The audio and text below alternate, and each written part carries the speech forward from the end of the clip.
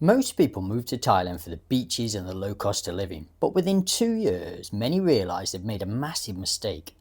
I've lived here for over 15 years now, and if I were to start over again today, I'd change almost everything. And it has nothing to do with how much money I have in the bank. The first thing I'd change is where I lived and how quickly I decided.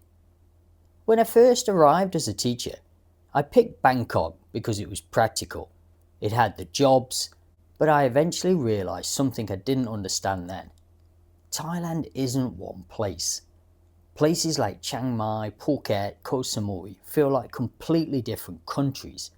The weather, the pace of life, and even the cost of living varies wildly. The biggest mistake I see is people visiting a place on holiday, having a great time, and thinking, this is where I'll live. But there's a massive difference between a vacation and a life.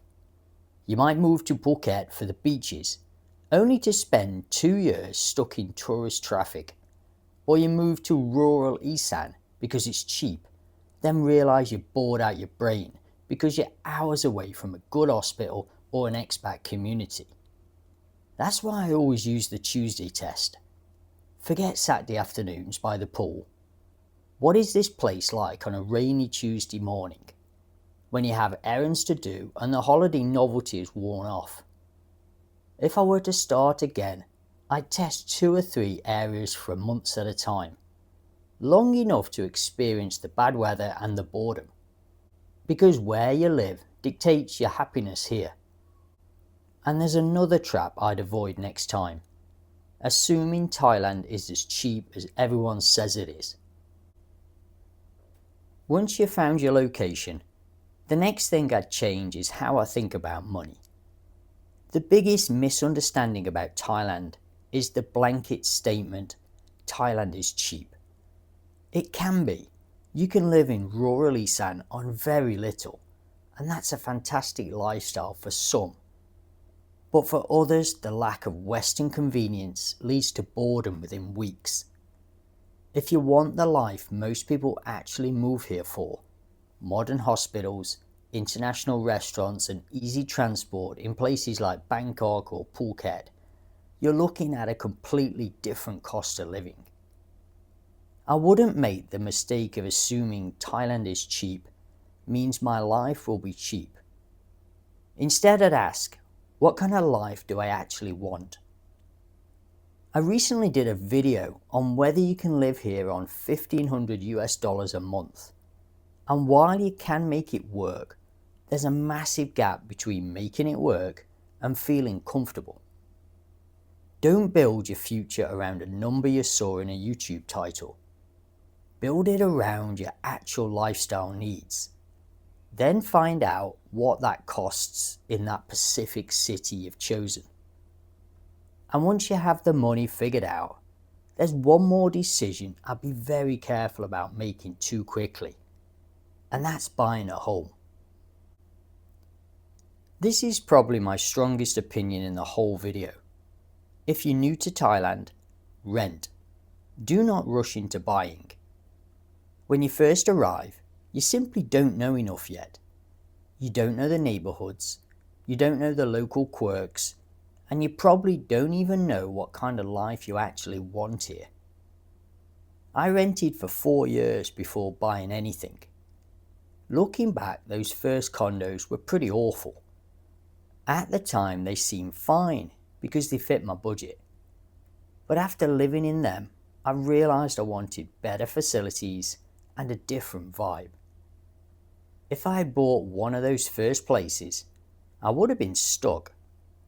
Your life can change enormously once you move here. You might meet a partner, change your career, or simply realise the dream lifestyle you imagined isn't exactly what you want. Don't make a permanent decision based on a temporary version of your life. Rent for at least the first year, ideally longer. Use that time to let the excitement wear off and see where you actually want to be. I'm not saying never buy. Plenty of people are happy owners here. I'm saying just don't rush it. And because things can change so quickly, there's one more thing I'd do differently. I'd make sure I had a bigger financial cushion before starting this journey. If you're going to take your time and rent, you also need to make sure you have more money behind you than you think. There is a massive difference between being able to afford Thailand and being able to live comfortably when something goes wrong. And eventually something will, whether it's a sudden flight home, an exchange rate shift, or a medical bill. That's just life. In my $1,500 a month video, I showed that you can technically live here on that budget. But if every dollar is spent before it even arrives, you're going to feel it every time the unexpected happens. I wouldn't want my life here to feel that stressful. If I was starting again here, I'd want proper breathing room. I'd want enough savings so that an unexpected bill is just an inconvenience, not a crisis. That is the biggest difference between surviving in Thailand and actually enjoying your time here. Having a financial cushion is vital, but there's one specific area where no amount of money can save you if you don't have a plan from day one, and that's healthcare. This is something I'd take seriously from day one. Healthcare. None of us are getting any younger. As you age, insurance gets more expensive and pre-existing conditions make things complicated. Some people choose to self-insure, and that can work, but only if you have a massive emergency fund, not just a few thousand baht in the bank. One serious medical problem can wipe out an entire retirement budget in an instant. I'm not saying this to scare you, I'm saying it because you need a plan before you need the hospital. I'd also think about location in the same way. At 60, being 15 minutes from a world-class hospital might not matter. At 75, it could be the best decision you ever made. If I were to start again, I wouldn't just ask, is this a nice place to live? I'd ask, is this somewhere I can still live comfortably in 15 years? If you're genuinely moving to Thailand, you aren't planning for the next 2 years. You're planning for the next 30. And that changes the way you should look at almost everything. I want to be clear. I'm not giving you a list of reasons not to move here. Thailand still offers incredible value, but I wouldn't make the mistake of turning my life here into a competition to see how little I can spend. There is a massive difference between cheap and good value. Spending a little more on a better location, a nicer condo, or being closer to the things you actually enjoy isn't wasting money. If an extra few thousand baht a month makes your everyday life significantly better, that is money well spent. Retirement isn't just about hitting the lowest possible number on a spreadsheet. It's about building a life you actually enjoy living. And there's one part of that life people often forget to budget for. The people you're going to spend it with. There is one part of retirement that never appears on a spreadsheet. Who you're actually going to spend your time with. People plan the rent, the food and the visa, but they rarely ask, what am I actually going to do all day? And who am I going to do it with? Building a social circle, whether it's with other expats or the local Thai community, is essential. I wouldn't put the entire weight of my social life on just one person, like a partner. You need your own connections. I've seen people move here to save money, only to spend their lives alone because they're afraid to spend a few baht on going out. That isn't a retirement, that's just existing. Don't treat socializing as a luxury. If you're gonna live here for decades, have a community. Having a community is the whole point. If I was starting again, I'd plan for my social life before I arrived, rather than assuming it would just happen. Because life at 60 looks very different from life at 75, and you need a support system for both. This brings me to the biggest oversight in most retirement plans.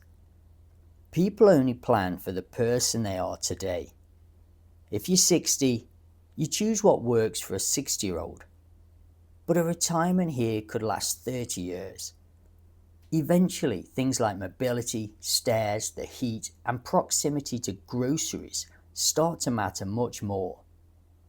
The perfect place to retire at 60 might be a nightmare at 75. I'm not saying this to worry you. I'm saying it so you can plan while you still have the choices. It's much easier to choose a location that supports your future self while you're still healthy than it is to try and move once you actually need a hospital. Plan for the life you'll have at 75, not just the one you want today. But planning for your 70s isn't just about finding a house without stairs. It's also about protecting what you've built, which is why you have to be incredibly careful about who you trust along the way. Be careful who you trust with anything important, whether it's business, lending money, or major life decisions based on a recommendation. Trust takes time. Don't make a life-altering financial move because someone you've known for 3 weeks tells you it's a fantastic opportunity. If it's genuine, it will still be there in 6 months. Give yourself time for the initial excitement to wear off. In Thailand, if you rush, you often lose. So if I put all this together, I'd absolutely have a plan. I'd plan the money, the housing, the healthcare, and the social life. But I wouldn't make the plan a prison. Thailand can surprise you. The city you're convinced you'll love might be a bad fit, and somewhere you never considered might become your home. Your health, your finances, and your priorities will change over the next 20 years. Mine have. Have a plan. Don't be afraid to change it when your life changes. And I suppose that brings us to the biggest question of all. Knowing everything I know now, would I still choose Thailand? Yes, genuinely yes. I would still choose to build my life here, but I would change my approach. I'd take much longer choosing a location. I'd rent before buying. I'd ensure I had more financial breathing room and a serious healthcare plan from day one. I'd plan for the man I'd be at 75, not just the one I am today. I'd stop trying to make my retirement as cheap as possible and focus on building a social life that actually sustains me.